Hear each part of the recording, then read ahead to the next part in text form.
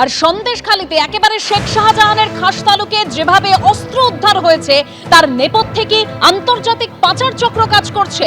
একের পর এক তথ্য ইতিমধ্যেই সামনে আসতে শুরু করেছে, যা তথ্য আসছে যে অস্ত্র পাচার চক্রের নেটওয়ার্ক তৈরি করা হয়েছিল। আন্তর্জাতিক ও আন্তঃরাজ্য অস্ত্র পাচার চক্রের যোগ রয়েছে বলে ইতিমধ্যে তথ্য পাওয়া যাচ্ছে। আরো তথ্য আমরা জানবো, আমাদের প্রতিনিধি আবির দত্ত রয়েছেন আমাদের সঙ্গে। আবির, দেখো, যেটা এসটিএফ মনে করছে যে অর্গানাইজড আর্মস ট্রাফিকিং নেটওয়ার্ক তৈরি করা হয়েছিল, যেটা আন্তঃরাজ্য ও আন্তর্জাতিক পাচার চক্রের সঙ্গে যুক্ত বলে সন্দেহ করা হচ্ছে এসটিএফ এর তরফ থেকে।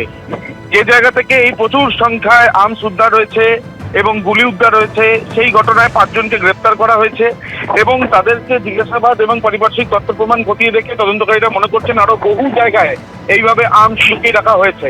এই বিষয়টি ইতিমধ্যে তদন্তের আওতায় রাখা হয়েছে। ইতিমধ্যে সেই বিষয়টি তারা আদালতে কিন্তু জানিয়েছেন।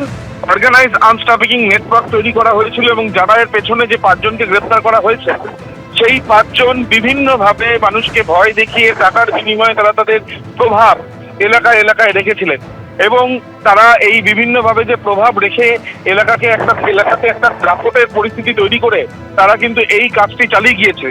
অর্গানাইজড আর্মস ট্রাফিকিং নেটওয়ার্ককে, যেটা আন্তঃরাজ্য এবং আন্তর্জাতিক পাচারের সঙ্গে যুক্ত বলে সন্দেহ করা হচ্ছে এবং যে প্রচুর সংখ্যায় আর্মস উদ্ধার হয়েছে বা আগ্নেয়াস্ত্র গুলি উদ্ধার হয়েছে, তার সঙ্গে সঙ্গে আরো আগ্নেয়াস্ত্র গুলি বিভিন্ন জায়গায় লুকিয়ে থাকতে পারে, এমনটাই সন্দেহ করা হচ্ছে বেঙ্গল এসটিএফ এর তরফ থেকে। তারা ইতিমধ্যে সেই বিষয়টি আদালতে জানিয়েছে।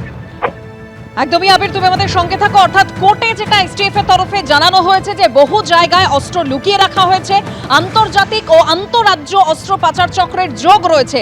শেখ শাহজাহান ঘনিষ্ঠ ধৃত 5 জনকে ইতিমধ্যেই 13 দিনের পুলিশ হেফাজতেরও নির্দেশ দেওয়া হয়েছে।